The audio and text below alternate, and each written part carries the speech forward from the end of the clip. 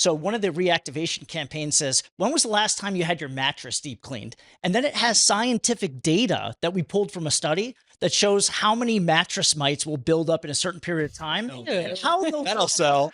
Welcome to Jobbers Masters of Home Service, a podcast for home service pros by home service pros. We're in Las Vegas, and today we're talking about maximizing revenue by improving customer lifetime value. I'm your host, Adam Sylvester. Today's guests are John Margalit and Kelly Guerrero. Both of you, welcome to the studio. Thanks. Kelly, why don't you tell our listeners who you are and what you do? Sure. I am Kelly Guerrero. I am the co-owner of Fast Lawnscapes. We are based out of Florida, and I'm happy to be here. Awesome. Well, yeah, I'm glad you're here. John? Yeah, I'm the owner of Happy Home Helpers. We're a house cleaning business, and we've recently added other services like junk hauling and home organizing. And I'm also the founder of Rags to Riches University, where I teach people how to start and grow a six-figure house cleaning business. Bingo. Okay, both Jobber users. Yes. We're all fans of Jobber here in this room, so that's exciting. Lawn care, house cleaning, this would be a great conversation. So customer lifetime value, very important. What is it exactly? Kelly, why don't you go first? Sure. Well, you have your customers for your different services, maintenance services, or what have you. You want to make sure that you're upselling where you can and that they're looking to you to be their provider for various services. In my case, whether it's mulching, palm tree trimming, replacing bushes, things like that. And we want to make sure we have a partnership with those customers. Yeah, I think that to answer your question, the definition really would be how to get your current customers spending more money with you over the lifetime of the service offerings that you're providing them and over a period of time. And the best way to do that is to stay top of mind, number one. And number two, the most critical thing is to think about whatever actions you take or services that you provide. Everything that you do should stem from one idea, and that's how to delight the customer so much that they want to talk about your business and share it with others. If you do that, and that's your main goal with every strategy that you develop and everything that you do, you'll always end up getting that customer to spend more money with you over that period of time. So you said two things there that I really want to drill down. One is staying top of mind, and the other two is delight. So John, why don't you tell us about staying top of mind? And then Kelly, I want you to share, because I know you're really good at this, delighting your customers over a long period of time. But John, what do you do to stay top of mind? Yeah, you want to focus on things that most other companies and your competitors are not doing. So for example, mail is like a lost art form, like actual mail, like putting a postcard in the mail. So one of my favorite tactics is using an app called Handwritten. It's HANDWRYTTEN, Handwritten. And what it will do is it'll integrate your contacts in Jobber, and it'll use AI to write personalized postcards to your highest value customers, and it'll send them in the mail. And when people receive that, they feel very special. And you can also make a note reminding them that they're due for maintenance or whatever. So I really like that idea. And then the other way to stay top of mind is to constantly leverage automation. Whenever current events happen or the seasons change, you can automate email and SMS to stay top of mind and keep those customers well informed. But I think SMS is the most valuable outreach tool. Some people use their email a ton and some people don't. But if you send a text message to somebody, they're always going to see it. They're always going to check it. And that's the best way to stay top of mind. I agree. And because here's the thing, we can say that our clients are loyal and they'll stick with us, but they're not with ill intent. They're busy. They're distracted. Oh, this postcard came in. I'll call them for my lawn care needs, even though you've been using the same guy for years. And so we have to stay in front of people because that's our job as a business owner, to make sure they don't forget about us. Okay. So Kelly, what are some ways that you really, really wow your clients long-term to keep them happy and stuff? Well, we also talk to the clients that no longer are with us. Maybe they've switched to a different provider, or they moved homes and now their lawn care was maybe included by their HOA or something. We do use our database and we email out regularly, especially with season changes, different things they should be doing, whether they should put mulch down now, whether they should trim their trees, or whatever the case may be, aeration. We speak about that in order to give education so that we're empowering the customer to know what they need to do for their yard. And of course, we always include a button that says request your quote here. And generally when we do that, we see a flood of quote requests come in, and then that is maximizing that value for the customer. Yeah. What are some other ways that you guys have learned over the years of just increasing that value for the client? Yeah. You really need to make a genuine connection with your customers, and you need to build a community. And the best way to increase that lifetime value is to sell them, cross-sell them, and upsell them other services. So instead of guessing, all you have to do is survey them by email and better understand what else they want that might complement the service that you're currently providing to them. And then once you get enough data and feedback, then you just simply offer those services or find ways to deliver on whatever the needs and wants are from your customer base. Instead of just posting on social media, if you're going to take time to write posts and write emails, if you have somebody doing it for you, it's not going to resonate with your audience. Whenever I write emails, I talk to my customers about the way I feel, and I ask them to tell me how they feel, because emotions are going to drive a lot of purchasing decisions. I think that's a great point. I also like to, in some cases, get on the phone and just touch base and say, hey, how are you doing? We have a field in Jobber for a custom field with dogs' names so that we can call and be like, hey, how did your dog Lucky get through the storm? You know, I know that was a bad storm we have. How are things going? Then I said, do you need anything right now? And I get to have that conversation. And that's one of the things that customers' feedback has been to me, that we're really good at communication, and that they really do appreciate that someone takes the time, and it doesn't take much of my day to just make a few phone calls and check on those customers and see how they are. Then they're the ones who go to social media, and when people ask, hey, who can clean up my yard? Who's a good lawn mowing company? I have a whole bunch of my customers in the comments saying, oh, well, you need to call Fast Lawnscapes because they're amazing. Kelly is great at communication. She'll reach out. She'll make sure you're taken care of. Great people, blah, blah, blah. Yeah, that's a brilliant nugget right there, is knowing personable and intimate things about your clients, and then making note of that so you can come back and share it with them later, so they really, really know that you're thinking about them, you remember things about them. And of course, you know, things like their pets' names, nothing more could be more personable or making a connection. And I love that. One of my favorite things is using the Jobber email integration with MailChimp and setting up a 60-day reactivation campaign. So it's triggered by an action that the customers take. So if there's no action being taken in a 60-day period, automatically it'll trigger to MailChimp to send out an email that will be pre-written, asking them how they've been, if they need anything, and just, again, staying top of mind without having to remember. One thing that we're a little bit different is a lot of our services are just recurring services, right? So we want to make sure that we're trying to upsell on other things. And that's where we use the same thing with the integration with Jobber and MailChimp. But for ours, it's giving education about mulch. Why do you put mulch? How much mulch should you put? When should you put it? And then we say, hey, you can do it yourself. And we have some really cute graphics and photos of a guy breaking his back hauling mulch, right?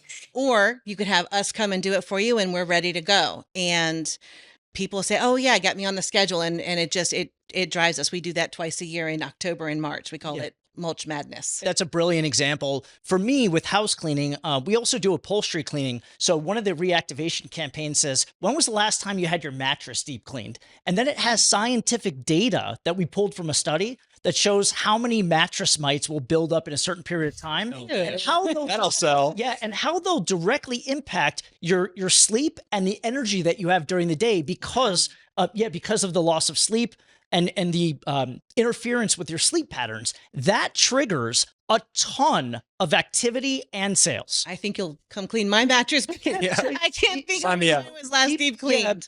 People are going to only do one of two things. They're either going to move towards pleasure or move away from pain. So if you acknowledge that and you integrate that into your strategy and to what you're writing and your messaging, then you're going to see a huge increase in lifetime value. Something I'm hearing from you guys that I totally agree with is one of the best ways to maximize the long-term health of your relationship with your clients is selling them other stuff. And so, like, if you cut their grass, that's great. But if you also pull their weeds and you also trim their bushes and you also do their mulch and you also, that just builds a fence around that customer forever.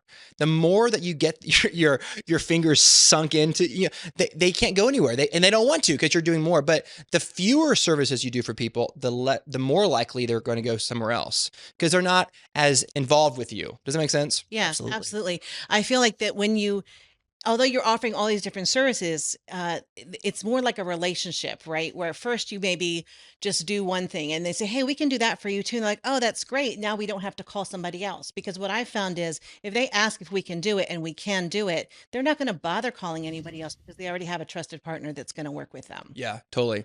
So if our listeners want to be data driven about this and make decisions for lifetime value from data, what are some of those things that they can do? Any suggestions on that? Yeah, that's a great question, because if you can't measure what you're doing, you definitely can't manage it. What I do is I use a software tool called Elly, E-L-L-Y. And what Elly does is it gives you full funnel tracking. So you know from which campaign and click somebody came from, for example, all the way to what they bought from you, how much of it they bought from you, and over what period of time. And what Elly will do is it'll give you a visual representation of that. So not only do you have to have accurate data, you have to be able to interpret that data. So once you get a story from your data, then you know how to make those data-driven decisions.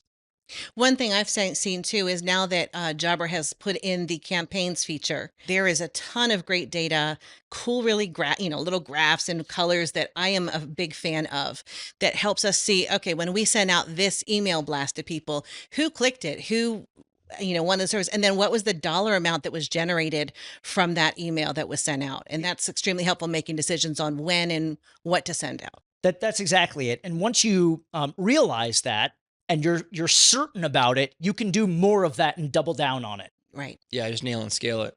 With the Jobber campaigns, you can send an email to everyone who hasn't had a visit with lawn mowing in the last 30 days.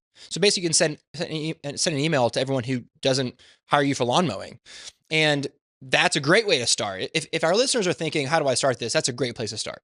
Yeah, and I think one of the keys is you have to think about this holistically, right? We think about what we can do as the business owner to increase the lifetime value, but I also think about what can the staff do? So for example, if my staff is doing a house cleaning and they see a stain on the carpet or the sofa, I train them to report that back. So then we can call that customer and say, hey, we noticed the stain in your sofa. How about we, create an appointment for you so we can bring the upholstery cleaning machine and we can get rid of that. We do the same thing with, bed maintenance and stuff. If someone has a tree that's not doing well, or more likely a bush or something like that, we have them take photos, reach out to the staff in the office and send out a quote to the client, say, hey, we can get that bush replaced for you, so that brings the customer back their time, right? It saves them the time. So they're not going to Lowe's on the weekend and doing that. And that's one of the things that we're dedicated to doing, is helping people take back their weekends. Exactly. And because we're managing the growth of the business,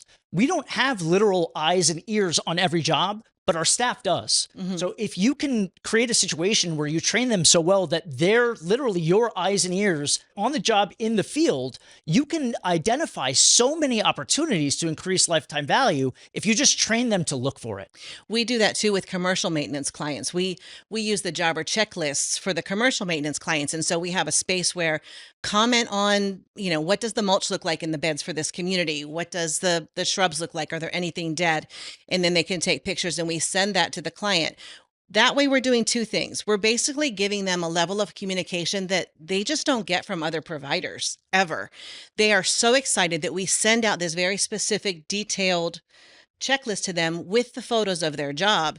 And then we're also upselling so that they get more services with us and we take care of the problems before they have to ask. And your clients aren't thinking, oh my gosh, they're calling me to upsell me. That's not how people think. They think, oh wow, you saw a branch that fell on the ground? But yes, please come cut up and haul away. Please. Thank you for paying attention. Thank you for caring. Thank you for having, I'm not out in my yard all the time. I'm not paying attention to this kind of stuff. And so when you could add that value to people and say, hey, we're always looking around for stuff. We want to keep your home in tip-top shape.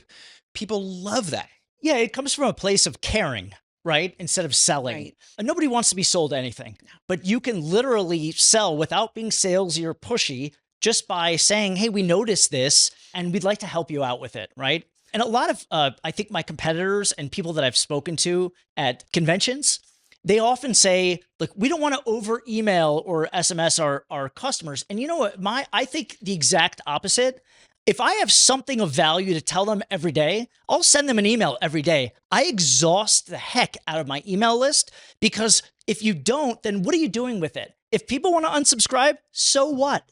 let them, right? But you can never, in my opinion, over email anything. I do agree. I do agree on that point too, especially when you're giving valued information. If you're just emailing them for the sake of emailing them, trying to sell them something, well, yeah, then I think you can overdo it. But if you're reaching out and coming from a good place of, hey, these things are happening right now. For example, for us with, hurricane season, right? When a hurricane happens, we are blowing up that email list. We, explaining what's coming, what we're looking for, where road closures are happening, what's going on with utilities. And we give that information, even though it has nothing to do with our bottom line, but we stay top of mind. And they're really thrilled that we care enough as a company about them and what their families are going through. Exactly. I read this great case study on Southwest Airlines, and they really cracked the code on how to stay top of mind with their email. And what they did is they noticed that the more offers they sent out, the less engagement they got. So instead of sending offers out about their service, they started emailing people about what's going on in the cities they were flying to. And that created incredible engagement. And it had a lot of value, because if somebody's spending a finite number of days in a city, they want to know how to maximize their time there and experience as much as possible. Right. So Southwest Airlines focused on that content, and that sold way more than discounts and other offers. Right. Yeah, and instead of focusing on just trying to make even better offers, they thought about it from a completely different angle. This is a great conversation. I'm going to pause for a minute to talk about Jobber. We've talked about building lifetime value in the client. That requires communication and transparency and being proactive. How has Jobber helped you guys handle those things with your clients?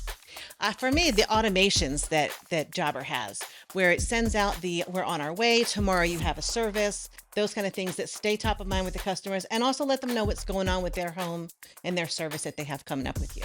For me, it's the ability to have them sign off with their finger right on their phone or tablet, the quote and the terms of service. That way that they've taken a look at the most important parts of your guarantee and your promise to them, and then they've actually signed off on it. Yeah, quotes, the notifications, it's all just so solid. It just works so well. Clients often think that we're a way bigger company than we actually are, because Jobber makes us look so legit and so professional. Absolutely. I've found that's been the situation with our company. People are surprised that we're actually as small as we are. Right, yeah. Because we just have the top-notch tools at our disposal. Well, you can wow your clients as well with Jobber. If you're not using Jobber, you need to. So go to jobber.com/podcast deal, get an exclusive discount, and start using Jobber today.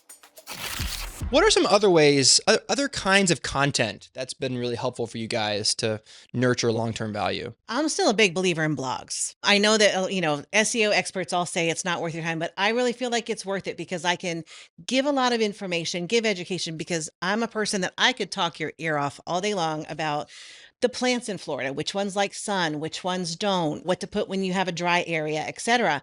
And to be able to give that information and have that creative outlet for myself, where I can put a blog story and then I share that on social media and via email. It's just there, kind of like a knowledge base, if you will, of information, so that people who are just moving to our area, or they're not sure about landscaping, they can use that to reference and get information completely free of charge. So we add that much more value to our community and to our potential clients. Yeah, I mean, people aren't buying the service, they're buying the outcome of the service, or how the outcome makes them feel. Right. So the best strategy for us is to tie back the content that we're serving people to their health and wellness, and what it does. For example, like a decluttered house, how that improves your mental health, right? And creates less stress and those type of things, because that's what motivates the purchase, right? Nobody really thinks about, oh, my floors are clean. What they're thinking is that, like, it's gross if I walk on a floor that makes my feet black, right? Mm-hmm. So you want to point those things out that tie back to the actual outcome and the way the outcome makes them feel. We do similar things with our marketing, where it's more about taking back your weekend, right? Because people work hard and commutes are long, and they get home and they're tired, and the last thing they want to do is go out and mow the grass or rake up the leaves or whatever the thing is. So basically, we're giving them a way that they can spend more time with their family and enjoy their quality of life that much more. Yeah, I love that, because the most valuable thing in life And the only thing you can never get back is time. Absolutely. And so if you can embed that in your overall messaging about you're saving them time and how that time can be better spent doing things that they love to do, that's how you win. One thing I'm a big fan of, and you guys are this way too, I'm sure, is like being very proactive with communication. For example, we can't come today, it's raining all day, or we can't come today because so-and-so called out sick, or things that happen in business. How do you guys use proactive communication to really make sure people know that like they're paying attention to me, they haven't forgotten about me, they care about me enough to call me ahead of time or send me a text, anything like that you guys are doing to... We send out emails and texts, especially if the schedule has been impacted by the weather or something, along those lines. Sometimes we'll also make phone calls, especially if it was like a bigger job, like a one-time job, a one-off job where we were doing some landscaping installation or something. If anything comes up in the course of that job where we're not able to keep the promises that we had made and do what we were going to do on the schedule that we were going to do it, I want to make a phone call and I want to have a conversation with that client so that I'm able to make sure that they're okay with it, explain the reasoning, and then they're bought in and they agree that say, no, it's better that we wait because it's going to rain this afternoon or whatever the case may be. Yeah, we completely over communicate. And whether it's using the feature in Jobber to send that text message when you're on the way, letting them know you're on the way, just to updating them with everything that we see. And if we see something that's off, we document it, we report it right away. And, I think that when it comes to communicating and staying top of mind, one of the most important things is to ask your customer how they prefer to communicate. So a lot of people will say, well, the best way to make a sale is face-to-face. And then the second best way is over, Zoom. And then the third best way is a phone call, etc. Next is email. That's actually not true. The data will tell you every time the best way to communicate with a customer is the way that's most comfortable for them. Right. So we'll actually survey, and in the job notes in the client profile on Jobber, we'll write down what they want. Do they want text messages, phone calls, emails, etc.? And then we always refer back to that so we know how they want to receive the communication. Because if you take note of that and you're respectful of that, they're going to receive it a lot better, and they're not going to turn you off, because some people disable that feature if they get it too much or in a way that they don't want it. Communication is huge with our company too. It's really something that we work to stay on top of. And I even use ChatGPT sometimes to help me come up with, especially the difficult situations when I have to give someone some bad news and I know they're not going to be happy about it. I just feel like it helps refine me a little bit, and then I can kind of use that as a starting point and go from there. But communication is really a key in our business. 9 times out of 10, I would say when you have to deliver bad news to somebody, they will take it fine if you tell them ahead of time. But they get sideways when they find out about it before you called them. I mean, almost always. They're like, oh, that's fine, whatever. Just thanks for letting me know. Mm-hmm. But if they have to call you, where are you guys? Oh, sorry, we're not coming today. Oh my gosh, it's nuclear, and it should be nuclear. You didn't fulfill your promise, and so and the team then also has to make sure they're communicating. We had a situation once where a truck broke down. Nobody told anybody in the office. nobody's fault. And, it just happened. And so when we did finally find out, of course, there was apologies all around with the customers and they were okay with it, but it would have gone better had our team reached out in that situation and let us know. But people are very grateful for that phone call or that heads up text message, whatever it may be. Planning, right? And anticipating, always being 2 steps ahead. And then that way you can mitigate all those issues. And that's what keeps people coming back to you, right? Disclosing to them, this is our guarantee. This is, what we're going to deliver. This is our promise to you. And then if there's anything that comes in the way of what you're promising to deliver, that you stay ahead of it. And instead of waiting for them to call you, you're calling them. That's how you build that ultimate trust that keeps people coming back more and more. One of my favorite things to do, I'm curious if you guys have done this, is really pay attention to what is in the reviews. And so people will tell you what really matters to them in the review. Their communication was great. They were on time. They were friendly. They were professional. They did a really good job. All these different keywords. And actually Google will actually at the top of all your reviews will tell you like all the most commonly used phrases and stuff. And I tell you how many 18 people said communication or 18, that kind of stuff. And Facebook posts too, wherever your clients are talking about you, you want to pay attention. They know my dog's name. Like that kind of stuff spreads. And so now you say, okay, now I know what matters. I need to know the name of every single dog. And everyone says communication, we need to communicate even better than we do now. And it gives you a new standard when you start to pay attention to what people really care about. They tell you on the phone too when you first book them as well. But like they'll tell you at every point if you just listen. But the reviews is a great way to go back and look and say, that's everyone talks about being on time. That text on the way, the phone call on the way, the notification the night before saying we're coming the next day, all that kind of stuff might really matter. And you have to pay attention to that kind of stuff. And I think that's a really, really great point. But you also need to think about the negative reviews, right? Because everyone gets negative reviews. What are those negative reviews, even though none of us like to get them? What do they have in common? Where did we mess up? And how can we set some processes in place so that situations like that don't arise anymore, right? So we're now in a proactive position so that the next customer won't have that same situation happen in their project or their service. Yeah. Yeah. One of the things that we do to avoid that happening, the negative reviews, is that we'll leverage automation. So right after the service, we have somebody manually, a human call them.